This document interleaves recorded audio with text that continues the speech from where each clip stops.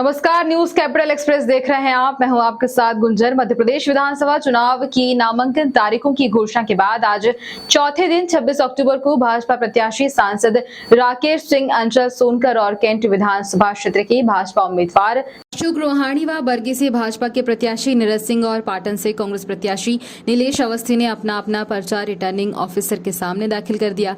बिना शोरगुल के चुनिंदा समर्थकों के साथ पहुंचे प्रत्याशियों ने दस्तावेज सहित अपना नामांकन फॉर्म जिला निर्वाचन कार्यालय कलेक्टर पहुंचकर दाखिल कर दिया है। वहीं पुलिस प्रशासन द्वारा यहां बल तैनात कर रिटर्निंग ऑफिसर के समक्ष निर्धारित संख्या में ही प्रत्याशी और उनके समर्थक तथा प्रस्तावकों को प्रवेश दिया जा रहा है और इसके चलते कलेक्टर कार्यालय की सुरक्षा व्यवस्था बेहद पुख्ता कर दी गई है।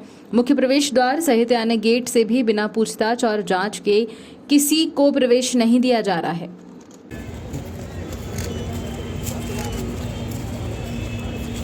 बॉर्डर पे पहुंचने वाले हैं, इनको बता दूं तो बॉर्डर पे लगे अलर्ट हो जाए।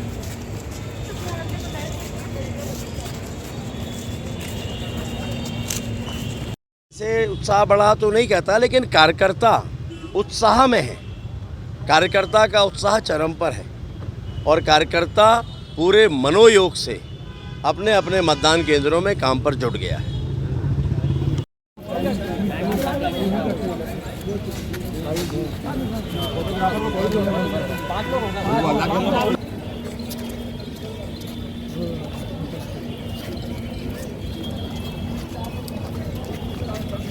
हाँ नहीं, साथ में लोचन महाराज जी वरिष्ठ है हमारे, 92 साल के बूथ प्रभारी हैं भाई।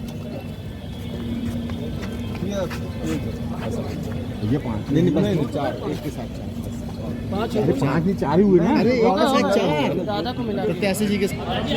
हाँ आ रहा हूँ भाई। नहीं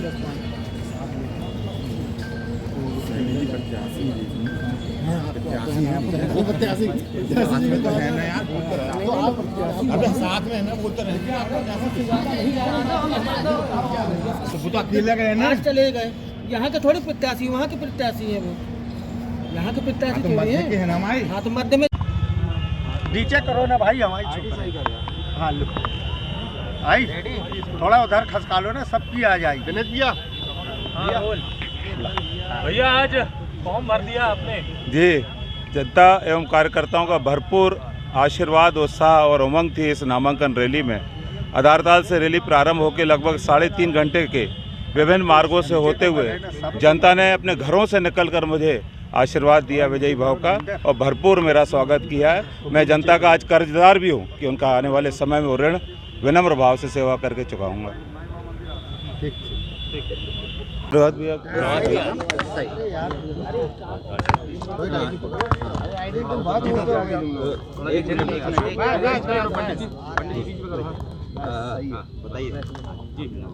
आज भारतीय जनता पार्टी के प्रदेश की महामंत्री कविता पाटीदार जी एवं नगर अध्यक्ष प्रभात साहू जी के नेतृत्व में आधारताल से भगवान हनुमान जी की पूजा अर्चना करके हमने कार्यकर्ताओं के साथ नामांकन रैली प्रारंभ की। सभी विभिन्न मार्गों से होते हुए आज हमने अपने समय पर कलेक्ट्रेट में नामांकन भरा है। कैसा लग रहा है? बहुत अच्छा है, शानदार है। उत्साह से भरे हुए कार्यकर्ता, उत्साह से भरी हुई जनता ने भरपूर आशीर्वाद दिया है इस नामांकन रैली। इन क्षेत्र में दादा जैसा समर्थन मिल रहा है क्या आपको? दादा का आशीर्वाद है और जनता का भी आशीर्वाद है, भरपूर समर्थन मिल रहा है और आप लोगों की भी शुभकामनाएं।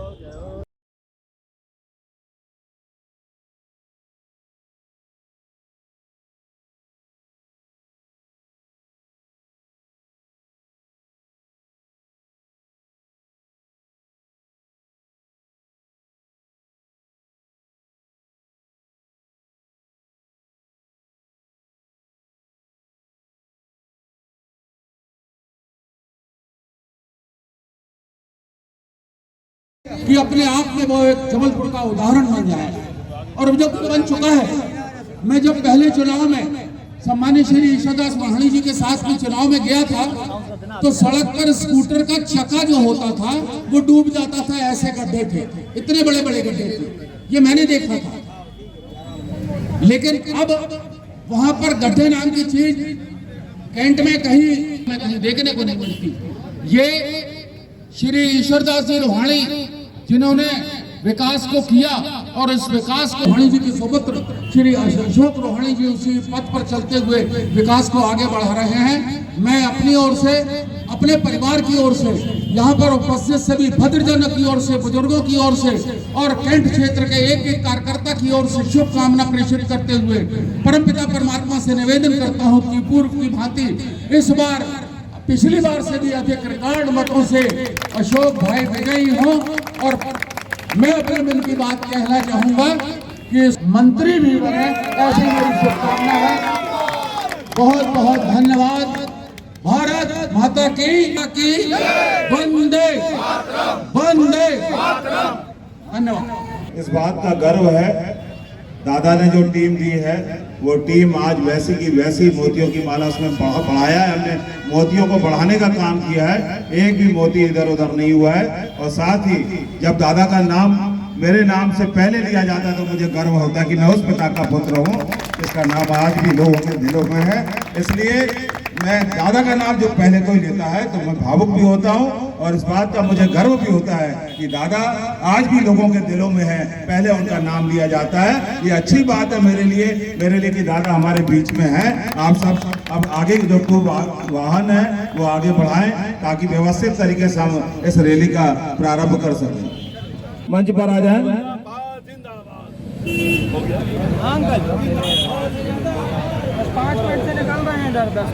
बड़े वाले रथ को एकदम आगे चलाएं और सभी कार्यकर्ताओं से निवेदन है कि अब चलने की तैयारी कुछ ही क्षण में हम यहाँ से करेंगे। व्यवस्थित रूप से हमारी नामांकन सभी कार्यकर्ताओं को दायित्व है, सभी दो पहिया वाहन आगे हो जाए। अभी भारतीय जनता पार्टी का केंद्रीय नेतृत्व में कौन कौन से नाम यहाँ पर आएंगे उनकी स्पष्टता अभी बाकी है। जैसे ही वो सूचनाएं आएंगी आप सबके पास वो सूचनाएं पहुँचेंगी। में प्रमुख मुद्दा आपको कौन सा समझ में आया, क्योंकि 80,000 से आप बता रहे वहाँ लीड देते थे लोकसभा में, लेकिन अभी विधानसभा में कौन सा मुद्दा समझ में आ रहा है कि लोग त्रस्त है? मैंने नहीं कहा कि 80,000 से, रिकॉर्ड कहते हैं कि पिछले 2 लोकसभा चुनावों में 80,000 और 90,000 वोटों से भारतीय जनता पार्टी को जीत हासिल हुई है। लेकिन वहाँ के लोग भी इस बात को मानते हैं कि मध्य प्रदेश में भारतीय जनता पार्टी की सरकार थी, केंद्र में भारतीय जनता पार्टी की सरकार थी। उस नाते से पश्चिम विधानसभा क्षेत्र में जो तीव्रता आना चाहिए थी विधानसभा की दृष्टि से विकास कार्यों में, वो लोकसभा क्षेत्र की दृष्टि से तो दिखाई देती है। सारे बड़े काम, जितने भी बड़े काम उस विधानसभा क्षेत्र में दिखाई देते हैं, सारे के सारे जबलपुर के सांसद यानी मेरे द्वारा जनता के आशीर्वाद के परिणाम स्वरूप किए गए हैं। कोई भी बड़ा काम ऐसा दिखाई नहीं देता जिसका श्रेय विधानसभा को दिया जा सकता हो या विधायक को दिया जा सकता हो।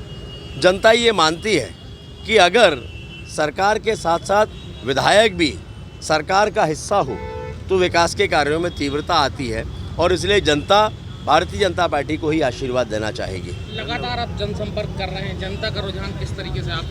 जनता का रुझान, मैं आश्चर्यचकित हूँ। जनता जिस हिसाब से आशीर्वाद दे रही है, जिस हिसाब से विजयी होने का आशीर्वाद जनता पहले से दे रही है, और मैं उसकी उम्मीद तो करता था, लेकिन इतनी बड़ी संख्या में ये आशीर्वाद मिलेगा ऐसी उम्मीद नहीं थी, जो ये साबित करता है कि जनता हमारे साथ है, भारतीय जनता पार्टी के साथ। क्या मान के चलें कि कार्यकर्ताओं का भी पश्चिम? जी भाई साहब बताएं। आज लगभग बंदे यहाँ पे आए थे और फॉर्म यहाँ पे भर दिए हैं। वही हमारे साथ में हमारी राज्यसभा सांसद, हमारे सभी 4 साथी सभी यहाँ पे आए, आज फार्म भरे हैं। और पूछिए क्या मुद्दे रहेंगे आपको? मुद्दे पब्लिक के बीच में जाना है अब आपको? पब्लिक के बीच में मुद्दे जाने के लिए बहुत मुद्दे हमारे पास, कि जो 5 साल रहा है अभी, अब नहीं रहेगा। वो 5 साल में कुछ नहीं किया, घर में सो रहा था। जनता यही बोल रही, मैंने जनता बोल रही है। जब मैं निकला हूँ और क्षेत्र में गया हूँ तो वहाँ विकास का काम हुआ ही नहीं। जो हमारे मुख्यमंत्री जिसके भूमि पूजन किए थे वो काम बोले कि हमारा काम है। ना इनकी सरकार केंद्र में है ना प्रदेश में। ये काम है तो करोड़ों में कैसे करा लेंगे? सारे काम बीजेपी के हैं और बीजेपी कराई है। पहले भी हमने जो गंवापुर से लेके चुंगी के आगे तक 26 करोड़ का हम लोगों ने, हम प्रभात जी महापौर थे और हमारे मिश्रा जी जी उसमें प्रभारी मंत्री थे, मैं विधायक था, उससे भूमि पूजन हम लोगों ने किया था। और मुद्दे तो बहुत हैं अभी। पानी की समस्या फिलहाल में उस समय अपने कार्यकाल में 6 पानी की टंकी बनाए थे, 6, और जब से अभी तक एक नहीं बनी। कम से कम अभी 3 टंकी पानी की और समस्या है। और वो टंकी का मुद्दा रहेगा क्योंकि पानी की समस्या, आदमी पानी पर रह नहीं सकता। सबसे पहले मैं अपनी बहनों के लिए पानी की व्यवस्था करूंगा और जो भी और कमी होगी उसको क्षेत्र में मैं पूरा करूंगा। और जनता जो है बार बार हमें सेवा का मौका दी है, मैं जनता का सेवा करूंगा और करता रहूंगा। केंद्र और राज्य सरकार की योजनाओं का कितना लाभ चुनाव में? बहुत लाभ मिलेगा, 100 में 100% मिलेगा।